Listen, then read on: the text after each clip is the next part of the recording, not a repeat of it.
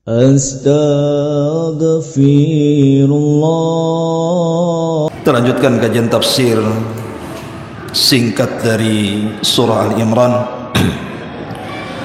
dan kita masih masuk pada ayat ke-78 dan seterusnya. A'udzubillahi minasyaitonirrajim. Bismillahirrahmanirrahim. Wa inna minhum lafariqan yalwuna alsinatahum bil kitabi litahsabuhu minal kitab wa ma huwa minal kitab wa yaquluna huwa min indillah wa ma huwa min indillah wa yaquluna 'ala Allahil kadhiba wa hum ya'lamun. Ma kana li basharin an yu'tiyahu Allahul kitaba wal hukma wan nubuwwah thumma yaqula lin-nasi kunu ibadan limin dunillah walakin kunu rabbaniyina bima kuntum tu'allimunal kitaba wa bima kuntum tadrusun wa la ya'murukum an tattakhidul malaikata wan nabiyyina arbaban ayyamurukum bil kufri ba'da idh antum muslimun. Allah Subhanahu wa taala berfirman, dan sungguh di antara mereka maksudnya ahli kitab ada sekelompok yang memutarbalikan lidah-lidah mereka ketika membaca Alkitab agar kamu menyangka yang mereka baca itu sebagian dari Alkitab padahal itu bukan dari Alkitab. Mereka berkata itulah dari Allah padahal itu bukan dari Allah. Mereka mengatakan hal yang dusta terhadap Allah padahal mereka mengetahuinya.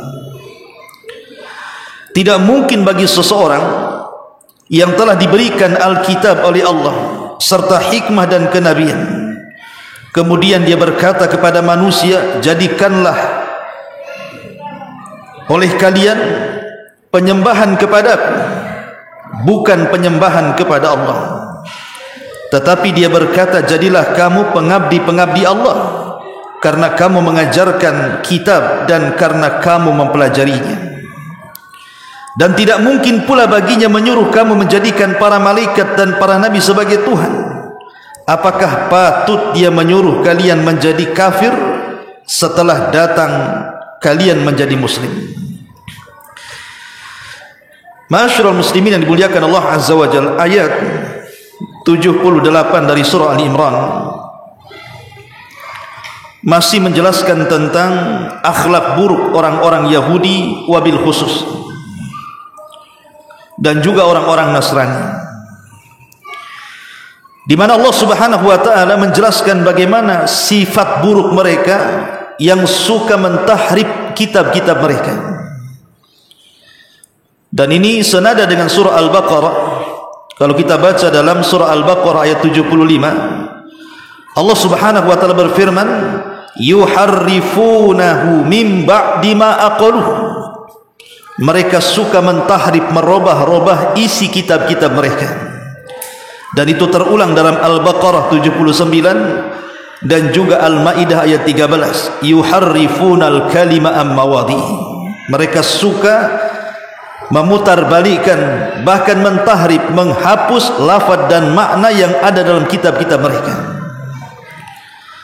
Makanya kalau kita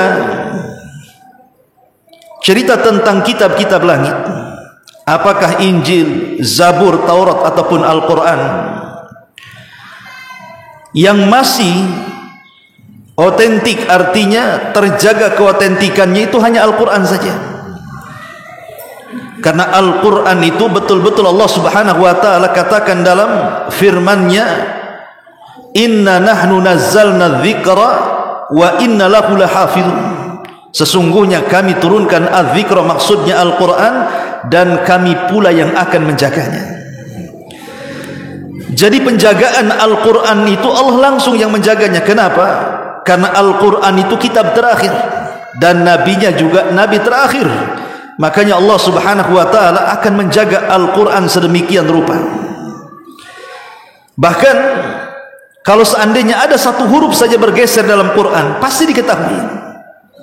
Satu huruf saja, jangan cerita ribuan huruf dalam Quran, satu huruf saja bergeser, pasti tahu. Kenapa? Karena Allah Subhanahu wa taala yang menjaganya. Ketika di barat ada orang yang berusaha untuk merusak Al-Quran, maka di timur akan ada orang yang memperbaikinya. Begitulah Al-Quran, berbeda dengan kitab-kitab langit yang lainnya. Apakah itu Taurat ataupun Injil, di mana kedua kitab ini sudah dicampur adukkan, bukan hanya firman Allah di dalamnya, tapi juga ucapan-ucapan manusia. Ma'asyiral muslimin yang dimuliakan Allah Azza wa Jalla. Makanya di sini Allah jelaskan bagaimana sikap buruk mereka, orang-orang Yahudi dan Nasrani itu yang suka mentahrif buku-buku mereka. Bahkan kalau Injil itu ada istilah revisi namanya.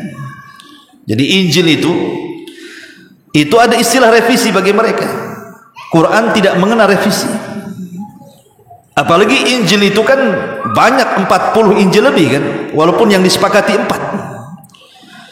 Yang 4 disepakati saja, tidak ada yang mengatakan itu ditulis oleh Isa bin Maryam. Yang 4 ini ditulis oleh murid-muridnya Isa dan murid dari murid-muridnya Isa. Mungkin bahasa kita, yang 2 ditulis sahabat, yang 2-nya ditulis tabi'in, begitu. Isa tidak menulis Injil. Kemudian berkembang lagi kan begitu, dengan ucapan-ucapan padri-padri mereka. Akhirnya kemudian kitab yang suci sudah tidak suci lagi. Lah kalau seandainya firman Allah sudah bercampur dengan ucapan manusia, layakkah menjadi solusi? Tidak mungkin layak. Hanya Al-Quran solusi, karena Quran itu betul-betul dijaga oleh Allah Subhanahu wa taala, baik lafaz ataupun makna.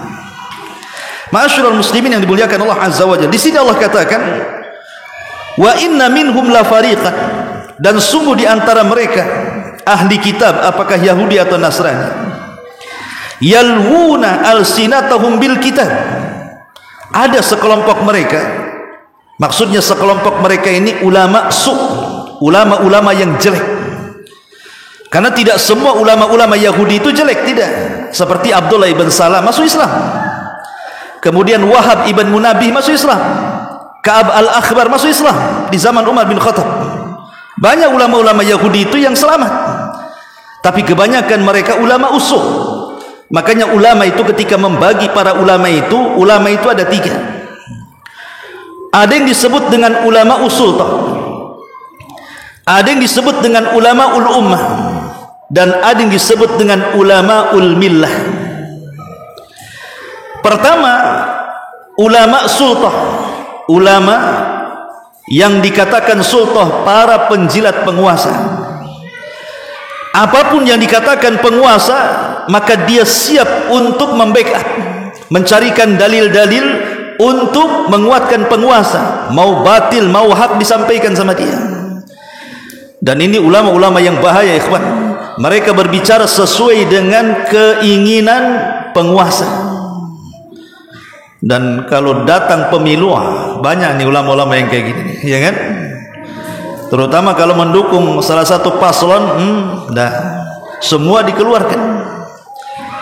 Dulu zaman Orde Baru saya masih ingat, ada seorang dai, karena tidak suka dengan partai tertentu, dia menukilkan satu dalil surah Al-Baqarah. Apa katanya? Allah berfirman, wala taqrabu hadhihi syajarah, katanya. Karena ada partai itu berlambang pohon, jadi dia tidak suka dengan partai itu. Berdalil dengan surah Al-Baqarah, wala taqrabu hadhihi syajarah, jangan kalian dekat-dekat pohon itu, katanya. Jangan milih partai itu. Subhanallah, mana tafsirnya, kemana pula maksudnya? Ini kan bahaya kalau seperti ini. Jadi ada ulama mereka adalah para penjilat penguasa. Apapun yang dikehendaki penguasa, tolong carikan dalilnya. Dalilnya mau benar mau salah, carikan sama dia. Ini disebut ulama usul.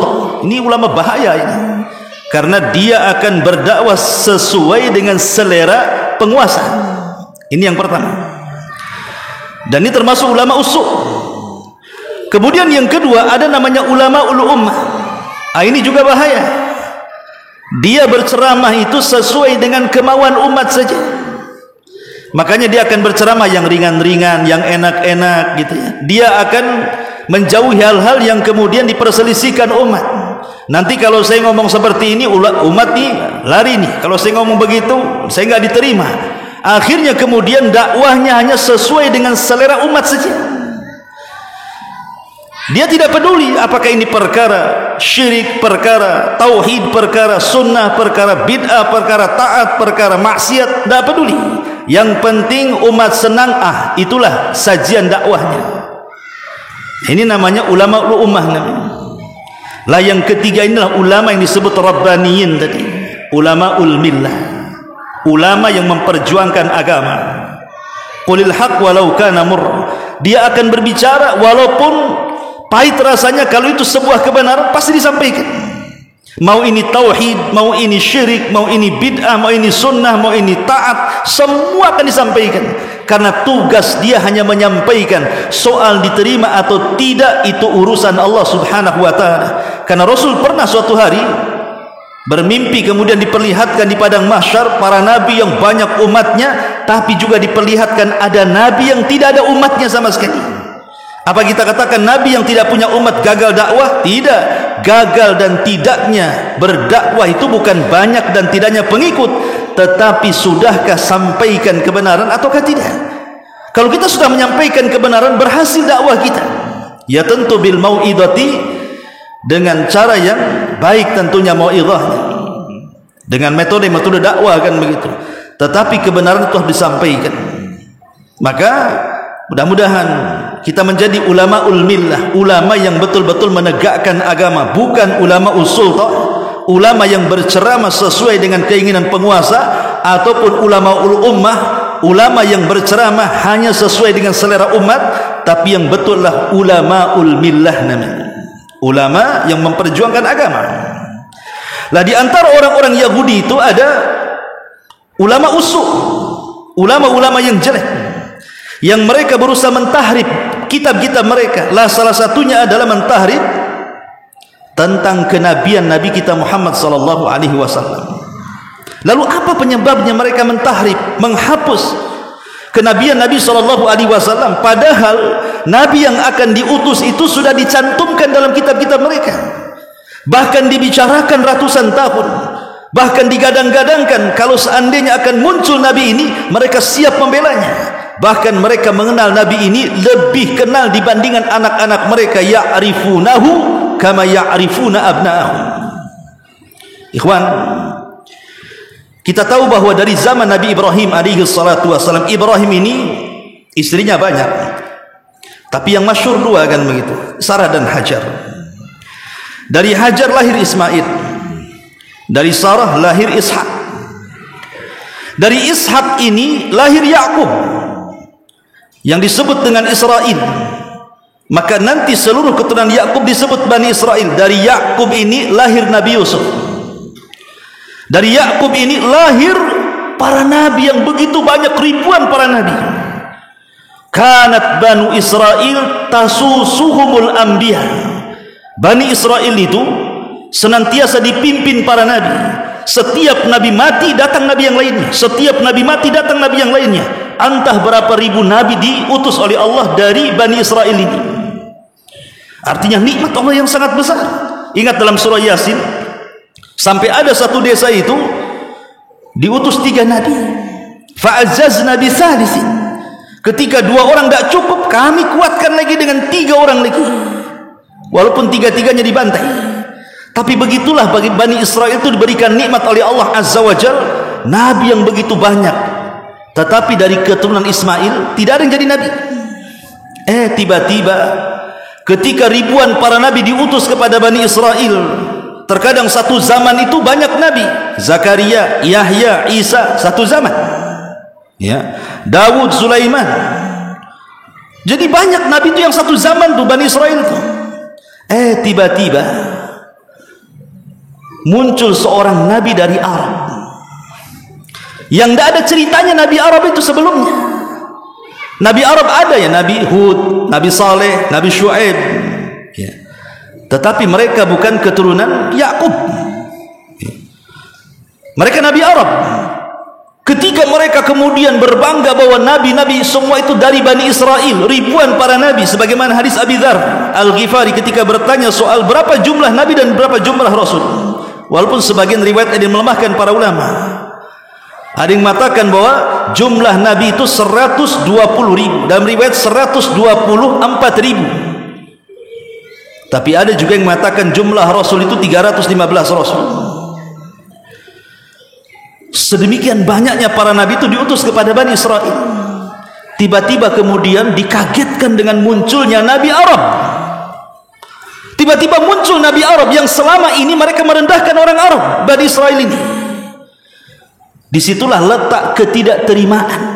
Kok bisa selama ini nabi-nabi semua dari Bani Israel, muncul pula Nabi Arab yang selama ini mereka berperang dengan Arab, merendahkan orang Arab, nabinya pula muncul dari Arab. Disitulah muncul hasad.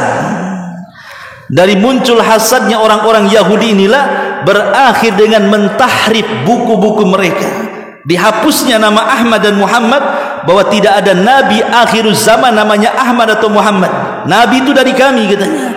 Mulailah mereka yalwuna alsinatahum bil kitabi litahsabuhu minal kitab wa ma huwa minal kitab wa yaquluna huwa min indillah wa ma huwa min indillah wa yaquluna 'alallahil kadhiba wa hum ya'lamun.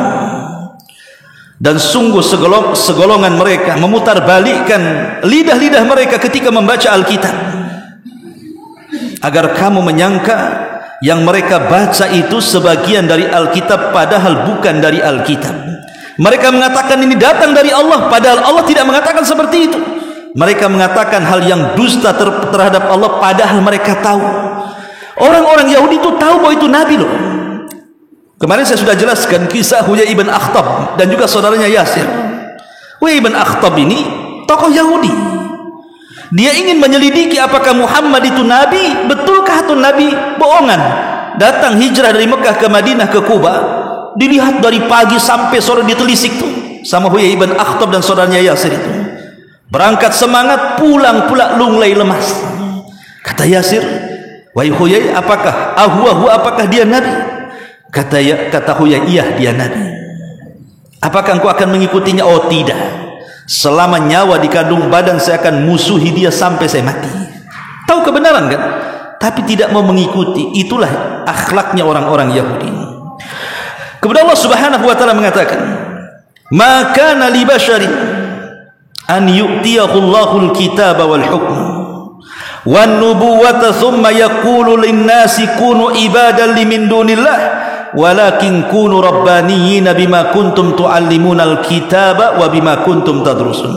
Sekarang Allah beralih khitabnya yang tadinya kepada Yahudi, sekarang kembali khitabnya kepada Nasrani. Karena saya ulang-ulang bahwa ayat Al-Imran 1 sampai 90 itu semua bicara soal Nasrani sebenarnya. Turun kepada orang-orang Nasrani. Kalau Al-Imran fokus bicara Nasrani, kalau Al-Baqarah fokus bicara Yahudi. Jadi surah Al-Imran ini ayat 79 ini masih bicara soal Yahudi Najran. Ingat kalimat Najran ini terkenal di Yaman. Kalau antum membaca surah Al-Buruj, di sana ada kisah Ashabul Ukhdud. Qutila Ashabul Ukhdud an-nari dzatil waqud idhum 'alaiha qudan, begitu seterusnya. Di mana peristiwa Ashabul Ukhdud? Memang terjadi khilaf para ulama, tapi pendapat yang kuat wallahu alam terjadi di Yaman, di satu tempat namanya Najran. Najran ini mayoritas Nasrani di zaman itu. Di situ ada raja namanya Dzunuwas. Makanya raja-raja Yaman itu biasanya ada dzu-nya di awalnya. Dzulqarnain, ada yang mengatakan raja Yaman. Dzunuwas, semua dzu itu raja Yaman tuh. Lah Dzunuwas ini Yahudi, tapi Najran rakyatnya Nasrani. Lah Dzunuwas inilah yang kemudian memaksa rakyatnya untuk menjadi Yahudi, ikut rajanya kan. Tapi Najran ini kuat Nasraninya, mereka tidak mau. Belakangan terjadi pembakaran hebat. Akhirnya rakyat Najran betul-betul dibakar hidup-hidup di dalam parit api oleh seorang raja namanya Dzunuwas ini. Itulah disebut dengan kisah Ashabul Ukhdud. Yang kemudian Dari 20.000 kata Imam Ibnu Katsir, Allah selamatkan 1 orang bisa lolos, tidak terbakar. Dialah yang kemudian melaporkan ke kerajaan Nasrani yang ada di Syam.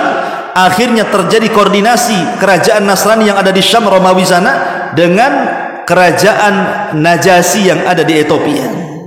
Maka Najasyi ini mengirim 2 jenderal, pertama Ar-Riyad dan yang kedua Abroha. Ini muncul nama Abrohatul Asram namanya, yang kelak akan menghancurkan Ka'bah. Lah Ar-Riyad dan Abroha inilah yang diutus untuk menghancurkan Najran. Akhirnya berhasil membunuh Dzunwas ini dan menguasai Najran. Disitulah Ar-Riyad berkuasa, tapi Abroha licik, akhirnya dibunuh Ar-Riyad. Dialah akhirnya yang menjadi penguasa Najran.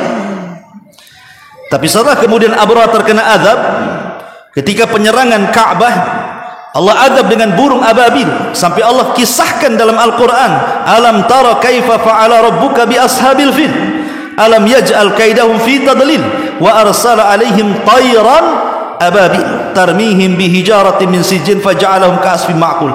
Pokoknya ayat ini menunjukkan kehancuran Abroha. Ketika Abroha meninggal, tahtanya kepada Masruh ibn Abroha. Hanya beberapa bulan dia sakit kemudian meninggal, jatuh kepada saudaranya namanya Masruh ibn Abroha. Di tangan Masruh inilah hancurnya Ethiopia di Yaman. Karena ketika itu ada raja Yaman dari Himyar, Saif ibn Diyazan. Dia membangkitkan semangat orang Arab, Saif ibn Diyazan ini, untuk menghancurkan Masruh putra Abroha. Tapi karena tidak punya kekuatan, tentara Abroha kuat kan itu, ketika dipegang anaknya, dia minta bantuan kepada orang-orang Romawi.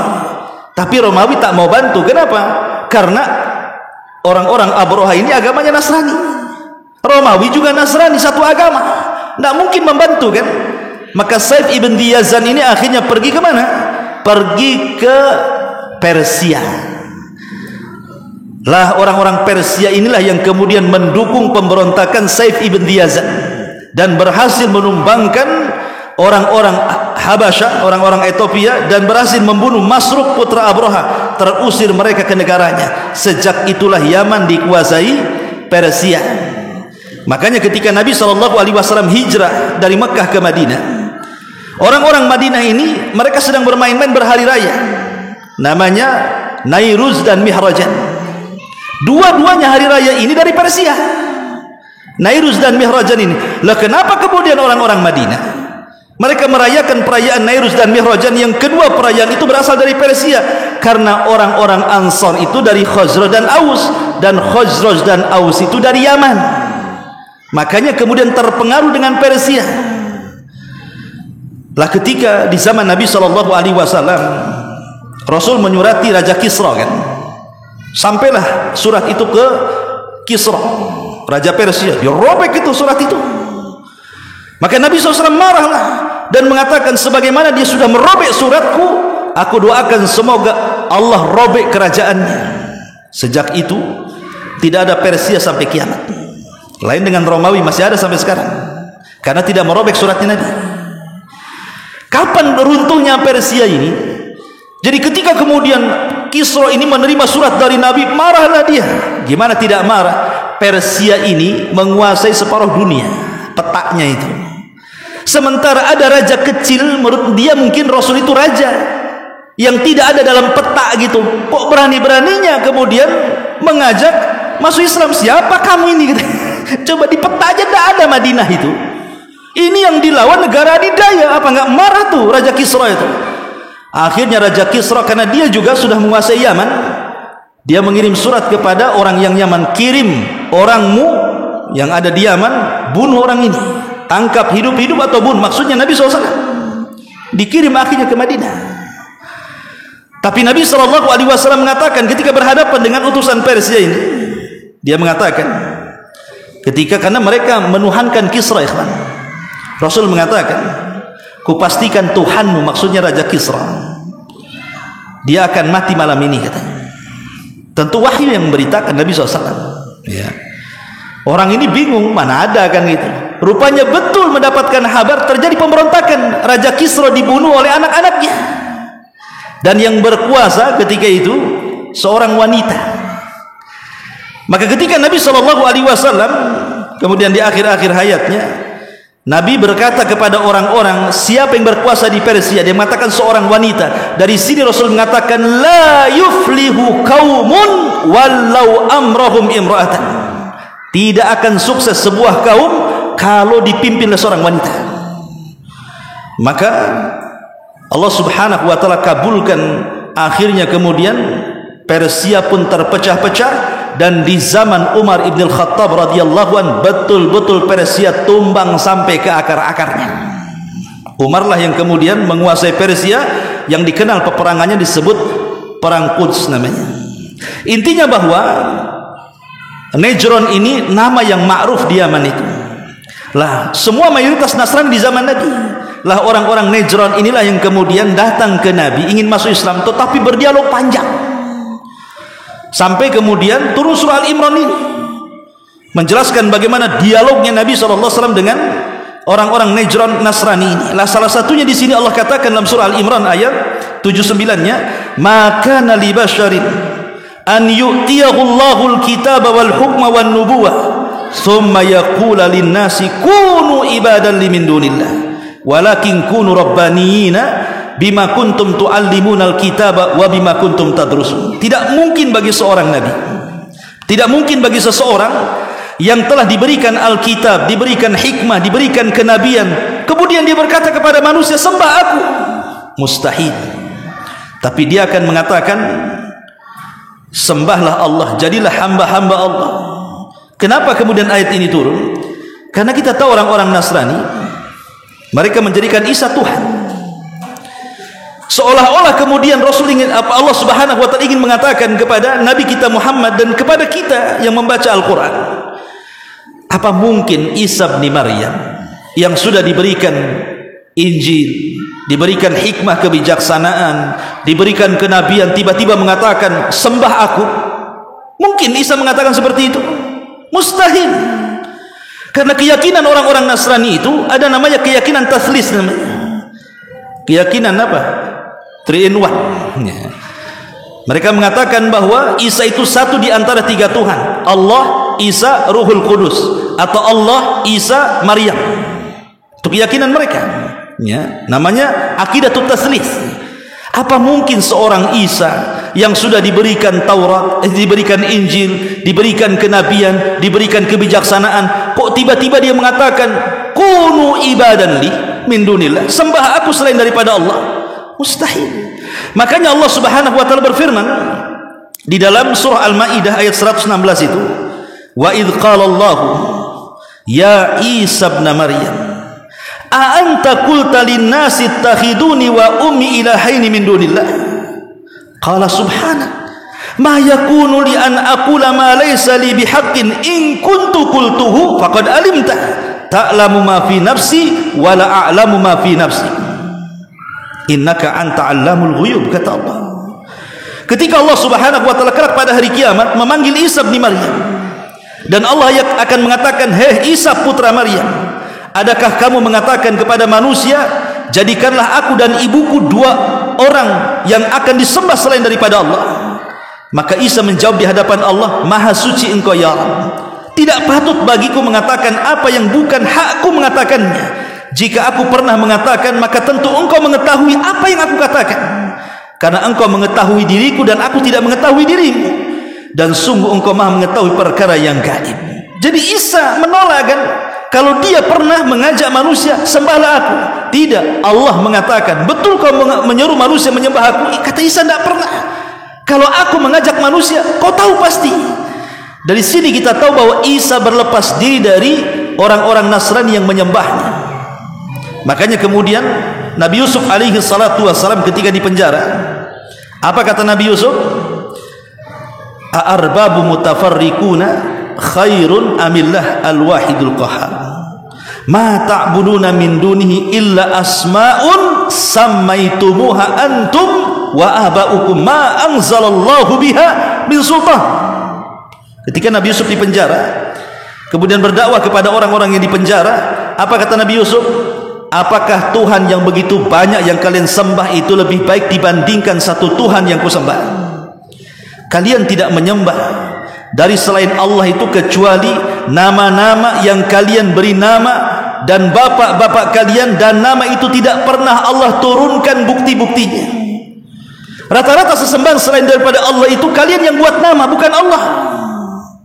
Dengan mengatakan Isa adalah Tuhan, Uzair adalah anak Tuhan, dan begitu seterusnya, itu kalian yang membuat. Makanya kemudian ayat ini, surah Al-Imran 79 ini ingin mengatakan mustahil seorang Isa mengatakan kepada umatnya sembah aku. Dia seorang nabi, Abdullah wa Rasul, dia adalah hamba Allah dan Rasulnya. Kemudian Allah tegaskan lagi, wala ya'murakum an tattakhidul malaikata wan nabiyyina arbaban aya'murakum bil kufri ba'da idh antum muslimun. Dan tidak mungkin pula baginya, bagi seorang nabi, menyuruh kamu menjadikan para malaikat dan para nabi sebagai Tuhan. Apakah patut dia menyuruh kamu menjadi kafir setelah menjadi muslim?